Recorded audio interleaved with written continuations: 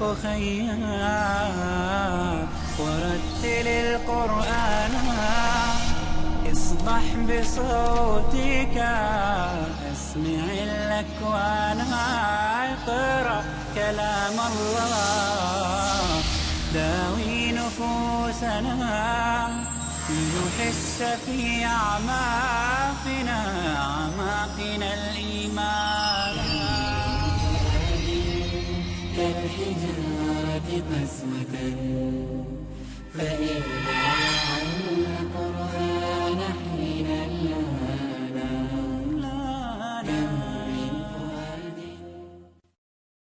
بسم الله الرحمن الرحيم. الحمد لله رب العالمين، والصلاة والسلام على أشرف الأنبياء والمرسلين، على نبينا محمد وعلى آله وصحبه أجمعين. اللهم علمنا ما ينفعنا وانفعنا بما علمتنا إنك أنت الجواد الكريم. Assalamu alaikum wa rahmatullahi wa barakatuh. Welcome to another episode in our series Reflections on the Qur'an. We're still talking about issues related to the sciences of the Qur'an and methodology of tafsir. In an earlier episode, we mentioned that one of the areas of knowledge that we are particularly indebted to the Sahaba for are Azbaab-Un-Nuzool, the circumstances of revelation. Now, this term Azbaab-Un-Nuzool, composed of two words. Asbab is the plural of sabab. Sabab, linguistically, one of its meaning is a rope, and it's mentioned with that meaning in the Qur'an, where it's talking about a person attaching a sabab to the ceiling. What it means normally, however, is a cause. So how would that term cause be derived from a word which in its most physical meaning would be a rope? Well, a rope connects two things, and a world of cause and effect, this world we live in. So that causal link between this thing and its effect gave rise to the use of the term sabab. So it can also be thought of as a trigger that brings about certain effects. And the term nuzul, linguistically, it just means to descend. And from that, the Qur'an talks repeatedly about the sending down or the descending of revelation. So nuzul also means revelation. So Azbaab-Un-Nuzool then are events that caused a verse to be revealed in order to clarify what the ruling would be for that incident. Also, not only incidents, but people would come to the Prophet ﷺ with a question, and as a response to that question, a verse would be revealed to answer their query. So these are the two main areas in which Azbaab-Un-Nuzool operate: answering questions or providing judgment regarding an incident. Now, not all the verses of the Qur'an have some specific trigger event that led to the revelation. There's quite a few of them for which there are no recorded Azbaab-Un-Nuzool. Now, it's mentioned that some of the Sahaba, like Abdullah bin Mas'ud, who was considered, one of the major experts on the Qur'an, he said that he knew the circumstances for which every verse was revealed. He knew when and where it was revealed and what circumstance it was revealed in. But the circumstance it was revealed in doesn't necessarily mean that it was revealed to address something that had just happened. And so Abdullah bin Mas'ud didn't see the need to explain, to transmit that particular knowledge of his to the rest of humanity. And if he did transmit it, it hasn't reached us, that's for sure. So it's more likely that he didn't focus on telling his students about that information for every verse, because it's not always relevant. But it can be relevant. We see some examples of narrations from the Sahaba where they describe an event and then a verse that was revealed to address what had just happened. Abdullah bin Umar, he recounted that when the leading hypocrite in Medina died, his son, who was actually a devoted Muslim, he came to the Prophet ﷺ and he asked the Prophet ﷺ to give him his shirt so that he could shroud his father in it. And then he asked the Prophet ﷺ to perform the funeral prayer for him. And the Prophet ﷺ agreed to do that. And Omar said, you know, this man was, for sure he was a hypocrite. How can you stand up to lead him in salat? And I mean, this gives an indication of how merciful he was and how concerned he was that nobody should go to hell. He said, all Allah did was give me a choice. And then he quoted the verse, استغفر لهم أو لا تستغفر لهم إن تستغفر لهم 70 مرة فلن يغفر الله لهم. Seek forgiveness for them or don't seek forgiveness for them. If you seek forgiveness for them 70 times, Allah will never forgive them. So the Prophet ﷺ did perform the salat for that man, whereupon the verse was revealed, وَلَا تُصَلِّ عَلَىٰ أَحَدٍ مِّنْهُمْ مَاتَ أَبَدًا وَلَا تَقُمْ عَلَىٰ قَبْرِهِ. Surah At-Tawbah. Never pray over any of them who has died, and do not stand at his grave. So this particular narration was collected by both Al-Bukhari and Muslim, and it's very authentic and it's very explicit in linking the incident with the revelation of the verse. Now, what's the benefit of knowing this information? One angle of benefit is that it gives us greater insight into the wisdom behind the law. And knowing that, I mean, it's just natural for people to have greater serenity when they understand why they're being asked to do something. So understanding the reasons for legislation then increases people's willingness to comply. And also, a fair-minded non-Muslim, if they were aware of this kind of knowledge, they would have a further appreciation for the appropriateness of Islamic law to people's lives. There was a verse that was revealed in Surah An-Nisa, بعد أعوذ بالله من الشيطان الرجيم يا أيها الذين آمنوا لا تقربوا الصلاة وأنتم سكارى حتى تعلموا ما تقولون. O you who believe, do not approach prayer when you are drunk until you know what you're saying. And the cause for the revelation of that verse mentions that the Muslims, for the first at least 13 years or so, maybe 14 years of the mission of the Prophet ﷺ, nothing was said about prohibiting the drinking of wine. So some people got together for a dinner party and their host served them wine, and then it was time to pray Isha, and they prayed there in the house, and the host led them in prayer, and he was drunk, and he recited Surah Al-Kafirun, and instead of reciting, O you who disbelieve, I do not worship what you worship, he left out the word not.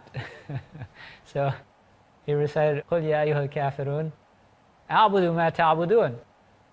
O you disbelieve, I worship what you worship. So of course, I mean, that's a gross error that came about as a result of being drunk. So the verse was revealed after that incident. Another thing that we get from this knowledge is an appreciation of Allah's concern for His sincere worshippers. So the incident of Aisha, when she lost her necklace and she was left behind, and she had gone off in the desert, it was nighttime, to look for it, and when the people put her hawdaj as this covered kind of a seat that was placed on a camel, and she was quite light, and the nature of these contraptions is that they were made out of fairly heavy wood.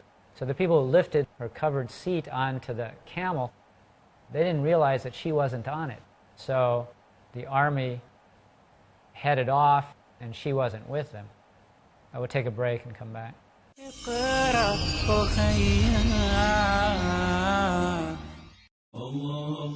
alaikum. I am Ja'far Idris. You are watching Peace TV, the solution for humanity.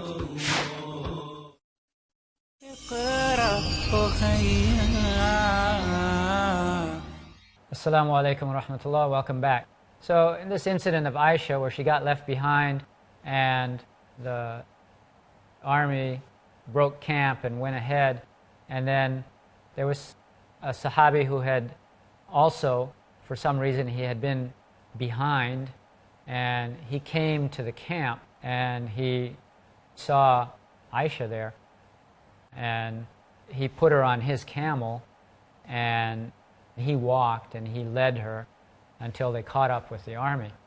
So the chief of the hypocrites began spreading the slander that, a young man and a young woman, they're alone together. Well, what was going on? It became like a serious issue, and the Prophet ﷺ wasn't sure, what did go on? And this state of affairs continued for days, stretching into weeks, but eventually Allah revealed verses exonerating Aisha.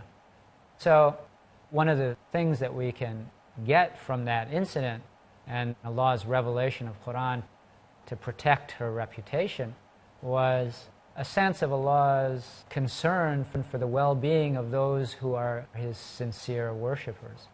Another thing that knowledge of this issue can do is to guard against misinterpretation. A famous example of that is in Surah Al-Baqarah. Allah says, وَأَنفِقُوا فِي سَبِيلِ اللَّهِ وَلَا تُلْقُوا بِأَيْدِيكُمْ إِلَى التَّهْلُكَةِ. Spend your wealth for the cause of Allah and be not cast by your own hands to ruin.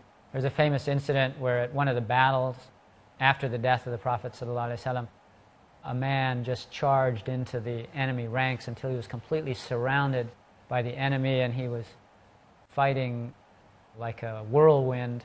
And when he did that, somebody shouted out this verse, "Don't be cast by your own hands into ruin." And after the battle, one of the Sahaba, he said, whoever recited that verse was misinterpreting it. He said, this verse was revealed about us, the Ansar, after we had made all these sacrifices for the defense of Islam, and people began entering Islam into large numbers. Then we began saying to each other, well, we've done our share. Let somebody else now take over the burdens of spreading this message. So he said, Allah revealed that verse to warn us that if you just stop at this point, that will be a cause of your self-destruction. You have to keep striving in the path of Allah. So that's another aspect of the benefit of this knowledge. There's also an incident mentioned about Abdurrahman bin Abi Bakr. Now, he accepted Islam relatively late. Abu Bakr, his father, the great companion, the Khalifa, he had accepted Islam almost immediately. And his son remained behind when the Muslims made hijrah. He stayed in Mecca, and he ended up fighting in the Battle of Badr on the side of the mushriks, the idolaters. So he accepted Islam later. And at a certain point after the death of the Prophet ﷺ, there was a governor in Medina who was doing certain things that Abu Bakr spoke out against. So this governor, he wanted to neutralize the political threat posed by these criticisms. And so he began circulating this opinion that a verse that was revealed in one of the Hamim surahs, I'll just read the translation. Whoever says to his parents, "Fie upon you both, do you threaten me that I will be brought forth again when generations before me have passed away?" And they both cry to Allah for help and say, "Woe to you, believe, indeed the promise of Allah is true." But he says, "This is nothing but fables of the men of old." So Marwan said, this verse was revealed about Abdurrahman ibn Abu Bakr. So basically what he was saying is that the nerve of this guy, the Qur'an criticized him, for being slow to accept Islam, and the Qur'an criticized him, and so he must be a bad man, and therefore don't listen to him. And when Aisha heard about that, she said, it wasn't revealed about him. I know who it was revealed about. And she said, if I chose to, I could say. She chose not to, probably because that person was still alive and was now a Muslim, and she didn't want to subject him to embarrassment. So, how do we know that something is a Azbaab-Un-Nuzool? As we've said earlier, it really requires a statement of a Sahabi. If it was a statement by somebody after, then that by itself is automatically weak. Now, there is a principle in hadith science that if a tabi'i, the generation after the Sahaba, if a tabi'i attributes something to the Prophet ﷺ, or in this case, knowledge that he couldn't have had direct access to, that yes, that is by itself a weak narration, it's a weak statement. However, if there's two tabi'is, and they both saying the same thing, then conceivably this statement and this statement corroborate each other, so the likelihood of it being an accurate statement goes up. Now, Imam Shafi mentioned that, in order to be sure about that, you need to know that these two tabi'is weren't taking knowledge from the same people, because if they were, then there's a very likely possibility that both of them have the same intermediate teacher, in which case the problem hasn't gone away, it's still there. So if they were known to have different teachers, and they're both saying the same thing about a circumstance of revelation, then there's some kind of strengthened possibility about the authenticity of their statement. Now, even if you have that, there could be other considerations for saying, wait a minute, this is still fairly shaky evidence, and this explanation here is conflicting with some stuff that are known in the religion, or if there are internal inconsistencies in a given narration, and especially the different variants of it, then that would also discount the likelihood that we can put weight on this explanation. Inshallah, we'll, in the next episode, talk in some detail about a case like that. Now, sometimes Azbaab-Un-Nuzool are weak, and scholars of tafsir have just passed them along without really rigorously checking out the chain of narration, and that ends up actually causing slander of certain people. There's a passage in Surah At-Tawbah which says, بعد أعوذ بالله من الشيطان الرجيم ومنهم من عاهد الله لئن آتانا من فضله لنصدقن ولنكونن من الصالحين فلما آتاهم من فضله بخلوا به وتولوا وهم معرضون فأعقبهم نفاقا في قلوبهم إلى يوم يلقونه بما أخلفوا الله ما وعدوه وبما كانوا يكذبون. And among them are those who made a covenant with Allah, saying, if He should give us from His bounty, we will surely spend in charity, and we will surely be among the righteous. But when He gave them from His bounty, they were stingy with it and turned away, and they refused. So He penalized them with hypocrisy in their hearts until the day they will meet Him, because they failed to fulfill their promise to Allah, because they broke their promise to Allah, and because they habitually used to lie. Now, some of the books of tafsir have transmitted some narration which pinpointed a particular Sahabi and said, this verse was revealed about him. And first of all, the isnad of that narration is weak. And moreover, that particular Sahabi, he participated in the Battle of Badr. And the Prophet ﷺ, he mentioned that every Muslim who participated in the Battle of Badr, that they will not go to hell. So we have the testimony of the Prophet ﷺ on behalf of that Sahabi, that he was a true believer. He wasn't a hypocrite. So it was unbefitting on the part of those scholars of tafsir to transmit a report like that. Now, there are certain ways that the Sahabi would express whether something was a circumstance, a trigger event for revelation. Sometimes he would say, the Azbaab-Un-Nuzool for this verse was such and such. And that's a pretty explicit way of making the link. Or he'll say, this thing happened and then this verse was revealed. And that's also explicit.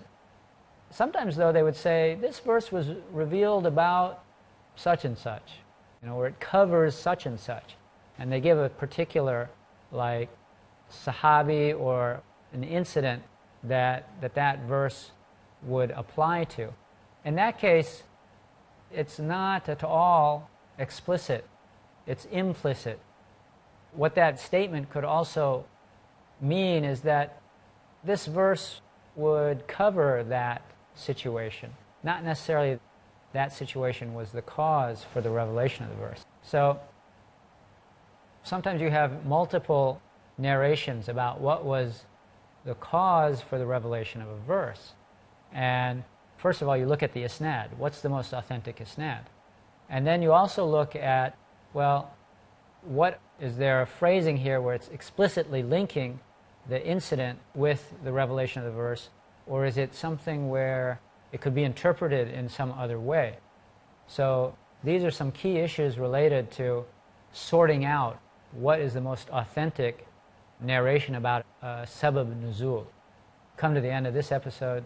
Assalamu alaikum wa rahmatullahi wa barakatuh. Allahu a'lam. اقرأ أخيا ورتل القرآن اصبح بصوتك اسمع الأكوان اقرأ كلام الله داوي نفوسنا لنحس في أعماقنا الإيمان من فؤاد كالحجارة قسوة فإذا وعى القرآن حين لانا كم من فؤاد كالحجارة قسوة. Why don't you reflect? If you read the verse, you can see that there can be no other conclusion other than the fact that Jesus is not God. Holy Qur'an can be nothing else other than the word of Allah. Cross-reference the authenticity of the sources. Which is more reliable? Is it going to be the Qur'an or is it going to be the Bible? To